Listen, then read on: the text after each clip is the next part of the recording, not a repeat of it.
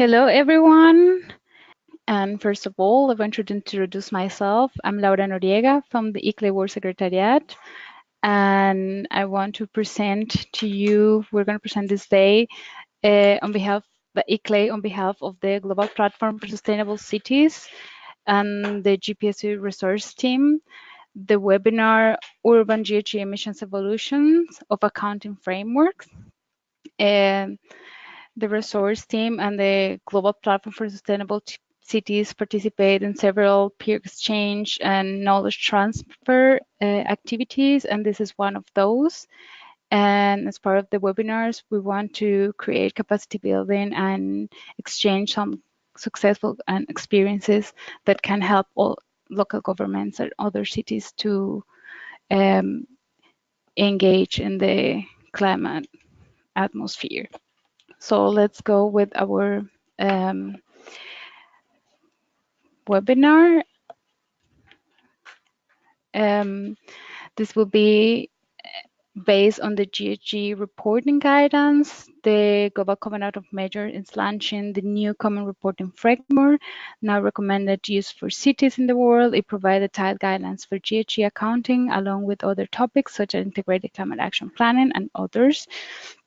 We will be discussing here the added value of the common reporting framework, how the common reference framework and global protocol for city scale GHG inventories are complementary, how it fits the IPCC guidelines, and which reporting platforms for local governments accommodate this framework.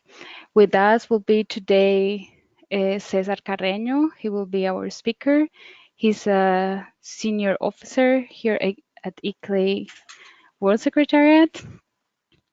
And we're glad to have him on board. He has been working with the GCOM and with this GPC and the common framework, and he can explain us more in this. So I will give the word to Cesar, but not before telling you, you are starting in mute.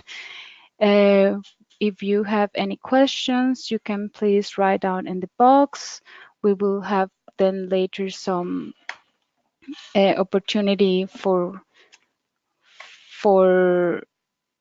questions, and please, I'll be happy to give the floor. So just raise your hand if you have any question, and we'll be happy to give some minutes for questions after Cesar's presentation. So Cesar, please, you have the word. Well, thank you, Laura. A very warm welcome to everybody who is attending today's webinar. We have a great attendance here, 30 people, if I'm not mistaken. Some familiar people that I have the pleasure of sharing the webinars with.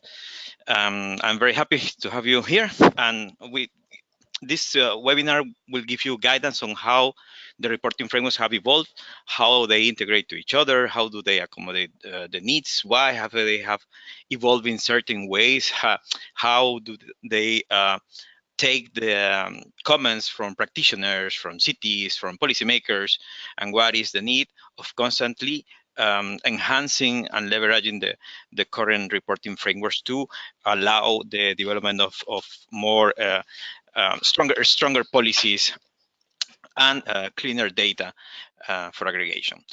Our procedure today will take us throughout the whole storyline since the inception of the IPCC 1996 guidelines, the city context, city scales guidelines for GHG accounting from IPCC to GPC, and from GPC to the common reporting framework from the Global Covenant of Measures for Climate and Energy. As mentioned on the description of the webinar, this is mostly oriented with people which have certain level of experience and is familiar with the terms that we will discuss here. Should you have a question during the development of the webinar, please keep it until the final minutes, which we will be happy to respond to any inquiries that you might have. So initially, there is the 2006 IPCC guidelines for national greenhouses inventories, which focus on country level, and of course these were produced at the invitation of the United Nations, and is an updated on the revised 1996 guidelines, and the good practice that was published that year includes evolution on certain sectors, certain gases, certain methodologies, certain terminology. And of course, it provides an international agreed methodologies, which can be cross-cutting at horizontal level across all nations around the world, and is intended for country level only. This means that it might not take into consideration transboundary emissions per se. So it's pretty geographic contained, physically contained, although certain countries have tried to adapt and somehow have included very particular points of information to enhance their inventory. Nonetheless, the IPCC 2006 guidelines are very robust and very explanatory and very self-contained. There is a wider range of tools, of documents, of manuals, guidebooks available for all of the users, and inventory compilers. So inventory compilers, normally they want to prepare inventory estimators for the first time, and there are particular sections for this purpose. The IPCC 2006 guidelines focus on scope, approach, and structure of the inventory. So it is focusing 5 particular points. The first one is anthropogenic emissions and removals, as we can see here. Then the national territories, the inventory year and time series, and inventory reporting. So if you take into account that anthropogenic emissions and removals, this includes 2 key sectors. The emissions, which take place during the combustion of fossil fuels, and also as well the removals, which is considered a subsector for carbon sinks, meaning forestry and land use change and agriculture. Then we have national territory, meaning that is geographic-based emissions only happening within the physical boundaries of a state or of a nation. The inventory year and time series, which include how many inventories during a certain period of time a country will develop. So this is included within their own monitoring, reporting, and verification framework, which is developed and created by countries on its own. And of course, where to report the inventory, where to submit this inventory to allow close monitoring for international organizations, most likely the UNFCCC.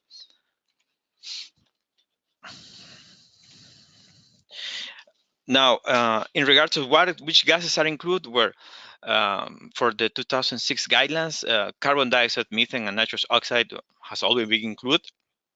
But as well, we have other type of gases like HFCs, the hydrofluorocarbons, PFCs, the perfluorocarbons, sulfur hexafluoride, nitrogen trifluoride, difluoromethyl sulfur pentafluoride, which are much more complex gas molecules which are created at industrial level. And lately has included the halogenated ethers and other halocarbons, which not covered by the Montreal Protocol, which we can see the type of molecule used is not found naturally. No, so the evolution has allowed a certain level of granularity, particularly for industrialized nations and countries which generate this type of gases within their own boundaries. Regarding the sectors and categories, there is energy, industrial processes and product use, IPPU, agriculture, forestry and other land use, waste, and of course others which can be considered indirect emissions from nitrogen deposition from non-agriculture sources. I will explain this further within the next slides. The IPCC methodology has been on constant revision and evolution. Initially, the ground was laid by the guidelines for national GHG inventories. Later on, there were the revised guidelines for national GHG inventories in 1996. In the 2000, the good practice guidance and uncertainty managing in national GHG inventories, which was not an updated version of the previous document, but was more a complementary documentation and guidance to allow refined methods for cleaner and transparent data. In 2003, good practice guidance for land use change, and forestry, which includes land use change, and forestry, LULUCF. And in 2006, the IPCC revised guidelines for national GHG inventories, which is enhanced and naturally evolved documentation from the 1996 revised guidelines. There were some small chapters corrections and 10 corrigendas, which we can find in the following years, from 2007 to 2018, and in between, approximately one per year until 2011. 2007, 2008, 9, twice in 2010, 11, then 13, 14, 15, and lately in 2018. So this means that methodologies have been revised, terminology has been updated, and the inquiries and requests from practitioners have been heard. Without this period of time, several documents were published and made available for the common of practitioners, which includes, of course, several different volumes, including general information on how to calculate the data, methodologies, how to report, terminology, etc. So initially, there is the general guidance on reporting document, which later on was complemented by the second volume, which is the address to energy. The third volume is IPPU, Industrial Products and Product Use. The fourth volume is Agriculture, Forestry, and Land Use. And the fifth volume, is regarding waste. All of these documentation complement each other. And although not precisely serialized, they can be used in independent pillars because all of them tackle different sectors. As I mentioned before, I will clarify ahead what were the sectors about. And here you can see the sectoral breakdown of the previously mentioned sectors or pillars of the IPCC 2006 guidelines. Within energy, the energy sector includes stationary combustion, mobile combustion, fugitive emissions, CO2 transfer, injection, and geological storage. So as you can see, energy puts together stationary and mobile, and this is a slight difference that we will see when we refer to the GPC and with the common reporting framework.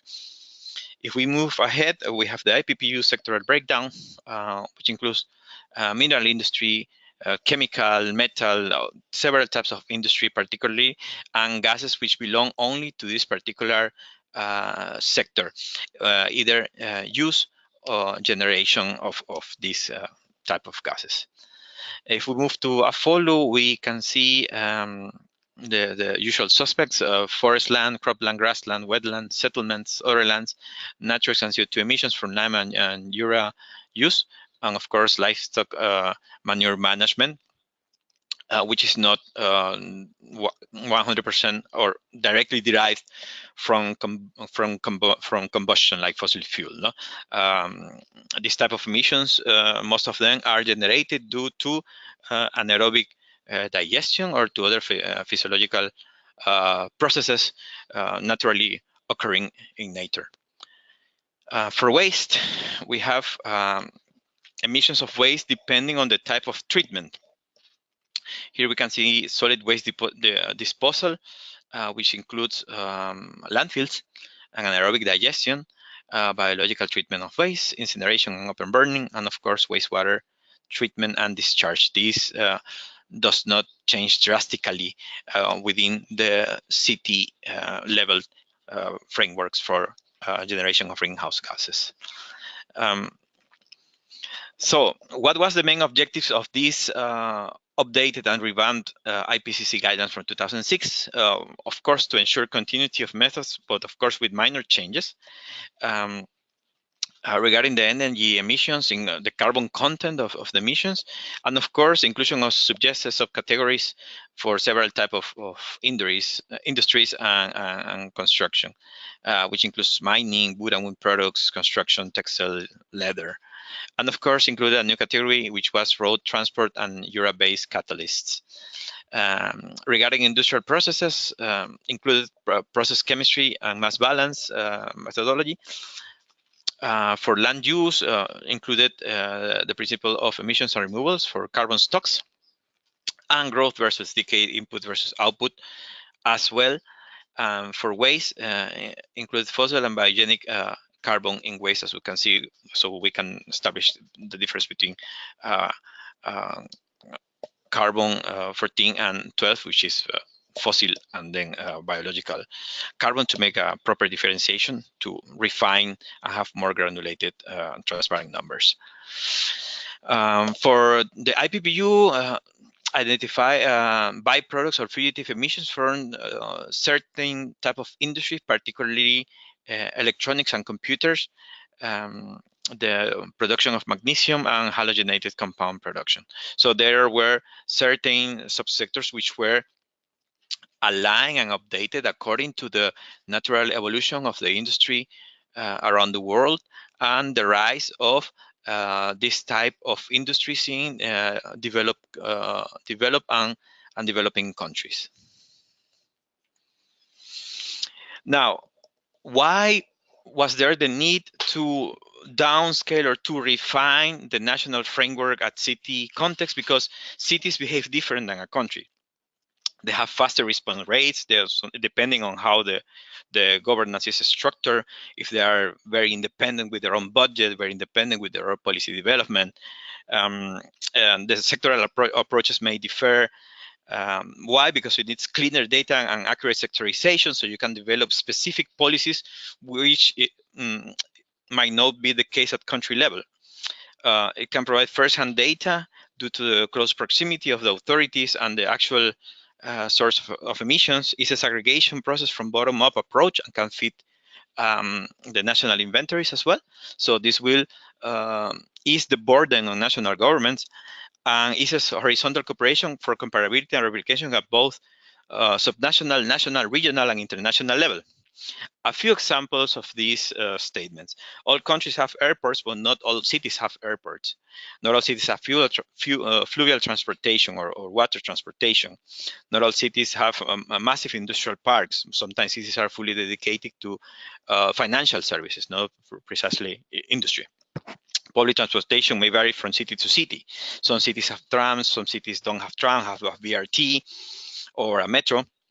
And of course, public policies may vary from city to city, depending on what is the main need of the city, and the project implementation may vary from city to city. So time is different.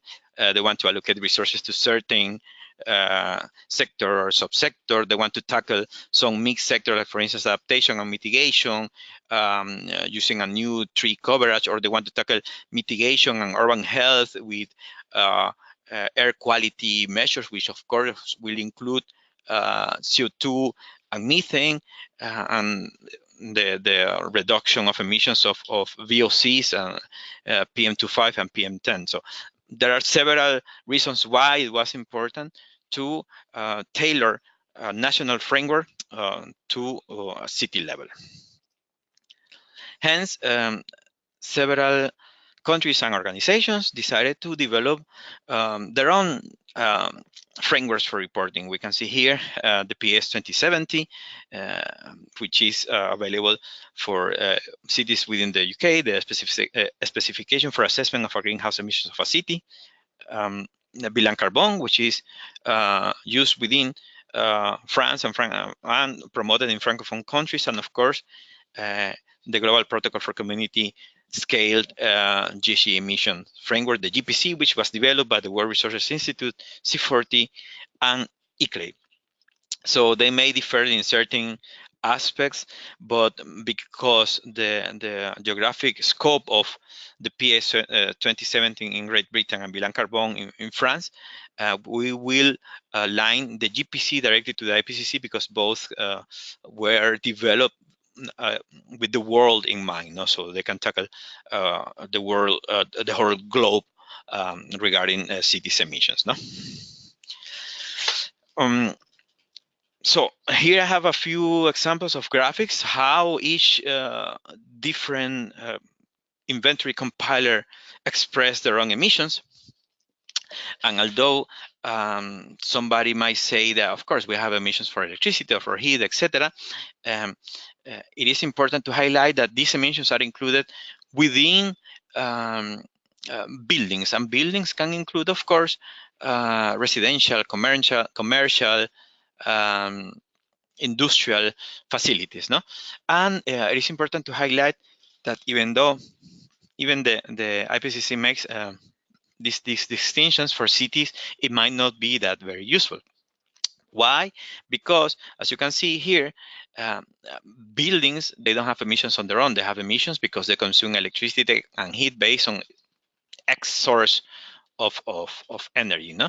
And of course, other type of energy as well might be in use electricity. So uh, certain parts of emissions from industry, mainly from buildings operation, include also electricity and heat. So it needs to be better refined for city level purposes.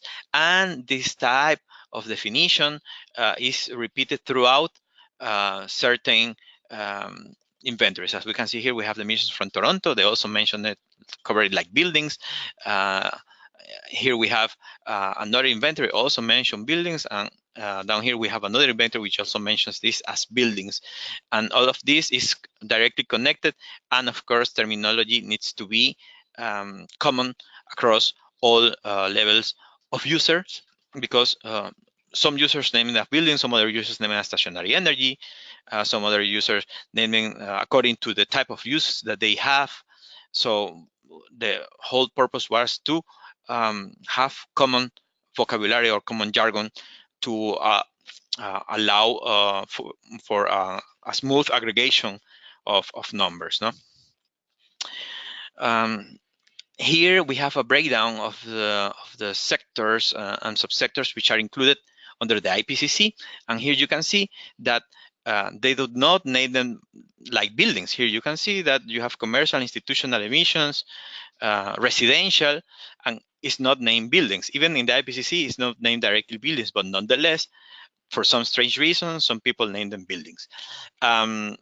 If we keep on moving, then of course we will see that there are other small variations on this regard. So now, how do we get all of the information that we have on the IPCC reporting framework and transform it into a very transparent, complete, consistent, and comparable and accurate methodology? Well, we decided, along with the partners and the city policymakers, that they needed to downscale this into city level because national level is not 100% accurate to represent the emissions of a city. Hence, the city level frameworks were created. Within this regard, of course, the GPC was developed together with ICLEI, C40 Cities, and the World Resource Institute in a joint effort due to their experience with cities, and they heard the cities' inquiries and suggestions. And first, there was a pilot version that was rolled out, and later on was revamped and enhanced for the version 2.0, which is the currently available version for cities and practitioners of all levels. So how do they compare to each other? Here we can see that the IPCC have the four main sectors, and of course there is a certain variation, although they do not clash. They complement each other. They can be aggregated following very particular indications. Energy for the GPC is split between stationary energy and transportation. IPPU stays the same, waste stays the same, and AFOLU stays the same. So the main variation is in energy that for IPCC contains all of the energy emissions, either electricity or fossil fuel combustion. And for the GPC, of course, splits in stationary energy, which is used mainly in facilities, buildings, and of course, for transportation is every source of emission that moves around the city. Now, how do these compare to each other? Let's go sector by sector. Here we have the first share, which is energy, and the IPCC versus stationary energy on the IPCC. I mapped out the equivalent for the IPCC in blue and the equivalent for the GPC in green. As you can see, they have somehow the same names, but the IPCC arranged them also including nomenclature by name, by numbers and letters, sorry. But they are equivalent 100%. There is absolutely no considerable deviation on the intended way of aggregating or reporting GHG inventories. This means that it should not be a problem for users of the GPC to aggregate this to national level. So they do not clash. They can be used in a complementary level, but the end user is different. That's the only visible difference, if we might say. So for stationary energy, here you can see all of the sectors and subsectors that were included. This is the IPCC distribution, and here you have highlighted in green all of the sectors and subsectors which were included, like non-specified, for residential, commercial, etc., industry, energy industries. Of course, there were certain refine of data if you go deeper within the subsectors, but in general overview, they remain the same. So what happened to the other half for the IPCC transportation, which doesn't exist by name as a sector per se, but it's included on the energy. It also mirrors exactly what the GPC is trying to express. You have on-road transportation under the GPC, and for the IPCC is called road transportation, civil aviation, railways, waterborne navigation, and other transportation. So they mirror each other, although with slightly different names. Here are the subsectors which were included for the IPCC and that are included under transportation. As you can see here, transport is one of the subsectors under energy, which have fuel combustion activities and then transport. For energy, includes as well, sorry, this should be waste. My mistake. This should be waste, sorry. So for waste, of course, all of the sectors mirror each other as well. There's absolutely no significant difference, and all of the sectors are included. This is the IPCC structure of the waste sector, and as you can see, all of these sectors are included under the type of treatment of the waste. So this means that they do not clash. There, I have seen some people which has their constraints on using the GPC at subnational level because they say it's a different way of reporting. Actually, it's not. Just the name changes and maybe how you allocate the emissions which are under the influence of the city government and which emissions are not under the influence of the city government. And this allows for better policy development. So how has the GPC been used? Where the Compact of Mayors in 2014, launched in 2014, adopted the GPC as a new standard methodology for all of the cities that wanted to participate within this initiative. The RAMCC, the Red Argentina de Municipalidades contra el Cambio Climático, the Argentina Network of Municipalities adopted GPC as their de facto framework. This does not mean that it's the national framework. This means it's the reporting framework of this particular red network, which does not have all of the cities of Argentina. It has a small cluster of cities, but all of them are using GPC. Costa Rica national guidelines use a lot of elements of the GPC and mix them with the IPCC. Urban Nets, which is a project in which ICLEI coordinated, uses the GPC as the national standard methodology for project deliverables. The Korean Environmental Corporation, KECO, is currently in the process of adapting their tool to reproduce both IPCC and GPC-based inventories. Why? Because the national framework of South Korea is IPCC, but internationally cities are communicating each other mostly with GPC inventories should they belong to certain initiative. Both ICLEI and C40 have advocated for the use of GPC. I have developed tools for this purpose, which include Series, which is a C40-based tool, and ClearPath, which is a ICLEI-based tool, and HitPlus, also an ICLEI-based tool. Over 200 inventors have been reviewed using the GPC from all continents and size of cities, which combine ICLEI and C40 efforts. The World Bank developed a program, which is the City Climate Planner program, which uses GPC as the backbone for accreditation. That means that they train professionals to develop, to interpret, to validate, and for further training based on the GPC. Cities like Paris, New York, Tokyo, Durban, Rio de Janeiro, Mexico City have developed their inventories using GPC, some of them using both GPC and any other methodology that they might have used initially.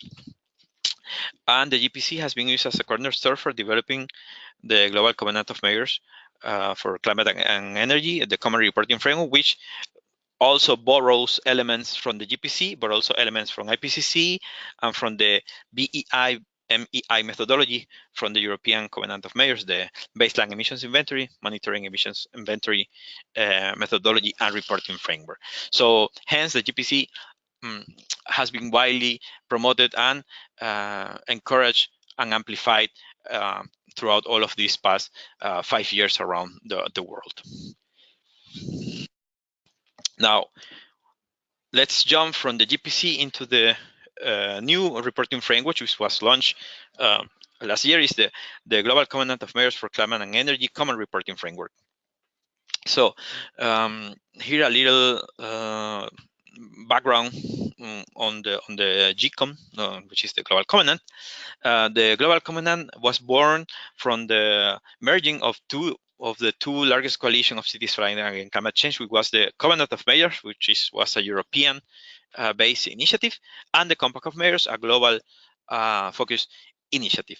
So both of them have their own methodologies, but in the good spirit of allowing cities for a smooth transition and for more detailed information to allow the aggregation and research, started discussions to develop a new common reporting framework that can be used around the world. In order to do this, several technical working groups were developed, including the Technical Working Group on Emissions and Targets, which included ICLEI, C40, the World Resources Institute, the Joint Research Center from the European Commission, along with personnel from the Secretariat from the Global Covenant of Mayors for Climate and Energy. This work took over 1.5 years, initially discussing about what would be the main objectives, and later on digging deeper into what would be the actual needs of a city for future reporting. So the launch of the new common reporting framework was announced during COP in Bonn in 2017. As you can see here, it was promoted through available channels, and of course, every key stakeholder was aware of this progress. And of course, there was public consultation all over the world, meaning that all of the cities that were part from either one or the other initiative were communicated and were requested to provide their input and their say on how should the new reporting framework look based on their own experience on the GPC, on the IPCC, or whatever reporting framework they have used. So a poll or a questionnaire was distributed among all of the users from cities and practitioners in order to request their feedback. This means that the common reporting framework has taken into account all of these requests and merge them into what is currently the common reporting framework from the Global Covenant of Mayors for Climate and Energy, which aims to more transparency and a proper, a more detailed and granulated breakdown of sectors and subsectors, as I'm going to show you. Ideally, it was intended to be implemented in full force since this year, but internal discussions will allow cities to take this year as a transition period, meaning that until December this year, cities can report either using GPC or, if they feel suitable, the common reporting framework of the GCOM. Why? Because cities need to become familiar with this, and we are currently working on the development and submission of a guidance, a guidebook for practitioners. The communication element is also need to be further developed to create, of course, visual communication for other type of users which are not the inventory developers, like policymakers, like the common of the citizen, etc. So what are the main improvements? We took the sectoral approach from national level, from the IPCC, and then we went to the GPC, and of course we took this sectoral approach and refined the geographic approach for policymaking as of national level. This is for the GPC. What did the Common Reporting Framework? They took all of this and added ease of reporting, creating different levels of reporting, and of course included the energy pillar as well, which was somehow overlooked in other iterations. This includes access to energy, particularly access to renewable energy, in order to highlight the efforts of the cities in generating energy sustainable or in a renewable way. So what are the main difference? So I just linked and map the IPCC versus the GPC. Now I'm going to map and face the GPC versus the Common Reporting Framework. They somehow as well complement each other. That means that they should not, in theory, clash if the user has certain level of experience.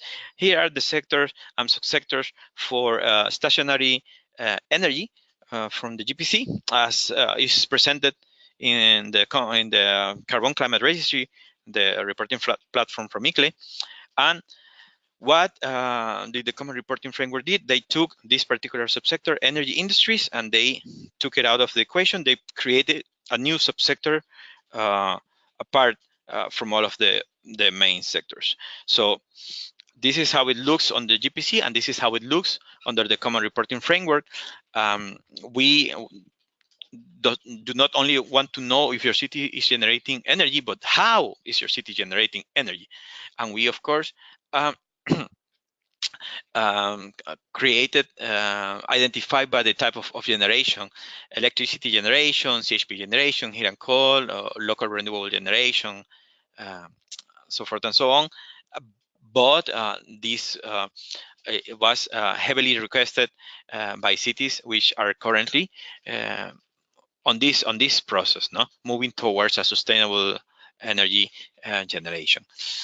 For the fugitive emissions from mining, processing, storage, and transportation on coal, and fugitive emissions from oil and natural gas systems, for the Common Reporting Framework, these are just called fugitive emissions. This means that these two have merged into one. Other sectors have been completely deleted. For instance, non-specified forces is not included. And this, of course, makes the life of the practitioners easier. We have also identified how the cities use the GPC, and we decided to check which sectors were or more or less used or not used, what were the reasons, and then we refined these in a joint effort. So how the data splits now? If we take energy industries, here we have the Common Reporting Framework, and you can see that all of these sectors all of these sectors either match or replicate each other. So you should be available to create a common reporting framework, GHG emission inventory, if you have enough information on how your energy is generated and the type of facilities that are within the geographic scope of your city. For fugitive emissions, like I mentioned before, two types of fugitive emissions will merge into one field. And the big main differences before, for the GPC, the reporting of the gross domestic product value was mandatory for cities, but cities said, okay, we don't have access to this information. Some cities do not have access, but now we have made it optional for cities. We moved from scopes to direct and indirect emissions as well, to try to align even further to the IPCC and borrowing from the MEI methodology from the European Covenant. Waste emissions based on direct or geographic generation. Non-specified sources are not present anymore. Emissions from leakage are merged in one category. Emissions from energy generation are split by type of generation instead of one holistic overview. It makes emphasis on renewable energy, access to renewable energy, and of course provides detailed guidance for emission trading scheme, sanction or related facilities which are not under the control of the municipality. Now let's say that we want to compare all three of them. No? Here we can see the columns in green are now the current sectors for the common reporting framework, and here we have a comparison how, if you wish to aggregate these numbers to an IPCC based inventory, here are the sectors and how these sectors match the IPCC. And this is something that you will find on the guidebook that will be made available within the next few months. And of course, let's say you have the same type of inventory, but you want to create a GPC based inventory for X or Y reason, because it's a project deliverable, I don't know. As well, the sectors where you can match here, 1.2.1, 1.2.2, which have pretty much the same names, but here you can identify by the nomenclature which is included within the GPC. So this showcases that although with different names and maybe with different sectors and subsectors, the methodologies do not clash with each other. You need certain level of experience for do data aggregation, comparison, interpretation, but they do not clash with each other. It might be that you will need to do some little extra work, for instance, for instead of energy generation, to split by type of an generation facility. But this, at the end of the day, will allow for further policy development and for publicizing the efforts of your city and the local legislation. So what's happening at this point? How can you report this type of inventories? Well, previously you could do it either in CDP or Carbon, which use the GPC, but now CDP and Carbon are working together. Both platforms are coexisting at this point. Carbon Climate Registry it will still be recognized as a central repository for their own initiatives and ICLEI-based initiatives for projects for the NASCA, for the UNFCCC, for the Talanoa Dialogue, etc. While CDP will be the entry point, and cities can report to CDP, and CDP has also their own initiatives and clients who they serve, project partners. But instead of working in parallel, they work as a series now. Cities will start reporting on CDP, and should the city ask specifically, this data can be mirrored also on Carbon Climate Registry. This means reporting to one platform, but have their data in both platforms. Currently, my Covenant platform, the platform for the Covenant of Mayors for Climate and Energy, is revamping their structure for allowing reporting on the common reporting framework from the GCOM. Hence, within a certain period of time, all platforms will be fully capable of accepting this type of reporting. At this point, only CDP and Carbon are still accepting GPC-based inventories, as well as Common Reporting Framework-based inventories, while the Common Data Framework for Climate and Energy will slowly start to move from the baseline emission inventory, monitoring emission inventory methodology towards the Common Reporting Framework methodology. As in fact, this week we have been present on the practitioners meeting in regards of the development of the new template for European cities that wish to report using this methodology. Thank you for your attention. I know it's a lot of information to digest. Hopefully I did my best to try to explain this.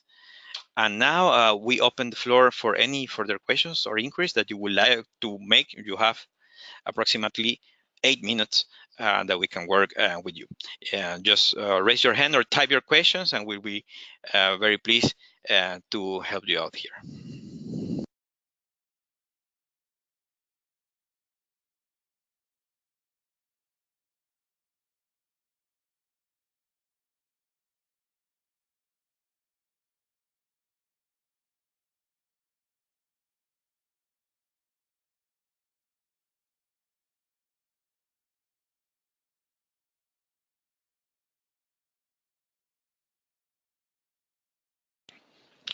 If somebody wants to make a question, please just raise your hand or write it on the chat group.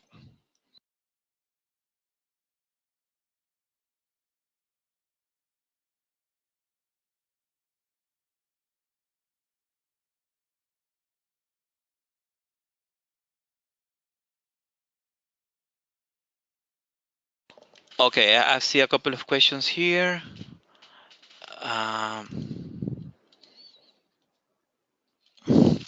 Let me go through it. Yeah, we have some.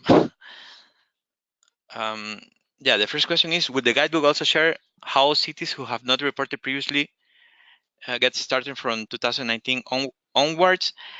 Yes, if you have not never reported using any of the standards mentioned here, this will provide a guidance if hopefully cities start to report using the Common Reporting Framework previously to the launch of the guidebook. At this point, we are heavily promoting, but since we allow this year as a transition year, we expect cities to take it a little bit slowly, but hopefully some of them will try to risk.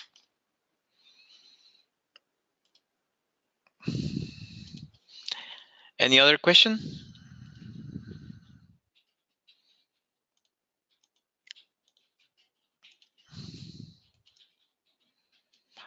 Okay, I see another question here.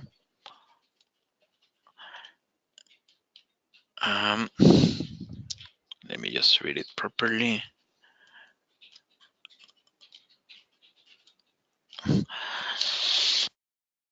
Okay, Martina Jimenez from Ramses. Martina, nice having you on board. Yeah, we work very well for you. Yeah, like I mentioned before, CDP and Carbon are not like merging completely, but they will work, instead of working in parallel, they will work in series. So that means that CDP will be the entry point for reporting, but the data will be mirrored in both CDP and Carbon. Carbon has other initiatives and partners that they need to work with using the data, and CDP as well has other initiatives and partners. Both at this time will serve the Global Covenant of Measures for Climate and Energy, which is a common ground for both platforms. But yeah, technically they will be working together, but not fusioning into one entity. Anna Marquez, how are you, Anna? Nice to hear from you. She has a question, appreciate it. Clarification on the GPC, is it being or will it be revised? Okay, yes, we have started conversations to revise the GPC and try to update it this year and align it to the launch and presentation of the assessment report for the IPCC for 2019. So ideally, by this year, there should be a new version of the GPC, which will also align to the Common Reporting Framework in order to avoid further confusion for the further years to come.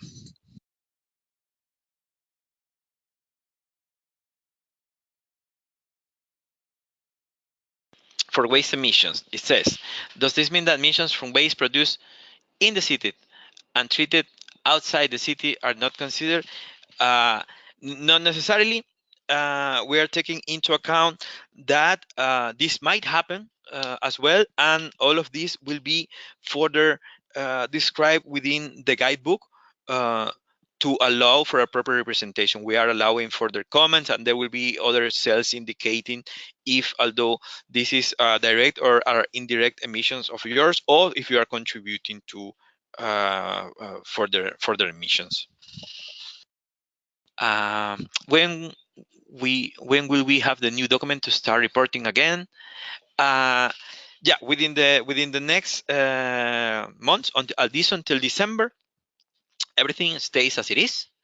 At some point, we will present a new template we can be used in parallel using the GPC. But starting January next year, only the common reporting framework will be accepted. But by December, hopefully, if time allows, we will update the GPC in order to map 100% the common reporting framework sectors and subsectors. So any further questions? We have a couple more minutes.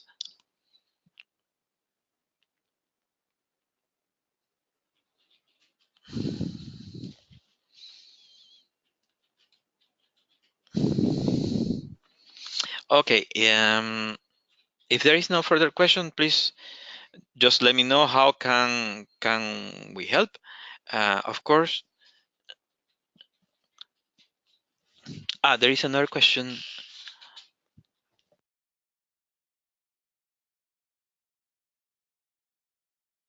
And now I'm giving the voice to my colleague Laura Noriega. Please just let us know further if you have any further questions. You saw my contacts, and I think that the recording of this presentation will be made available. No? Okay, Laura, back to you.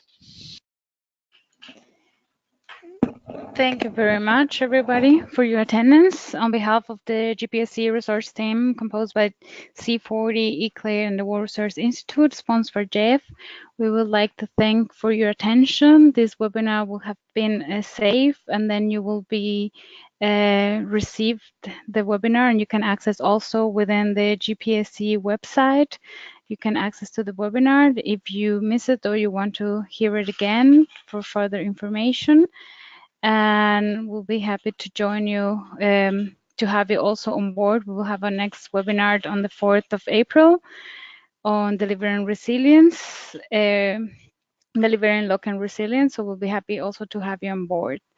If we don't have any further questions, I think we can finish our webinar. So I think nobody has raised their hand. So once again, thank you very much for your attendance, and we'll see you then in our next webinar on the 4th of April. Goodbye.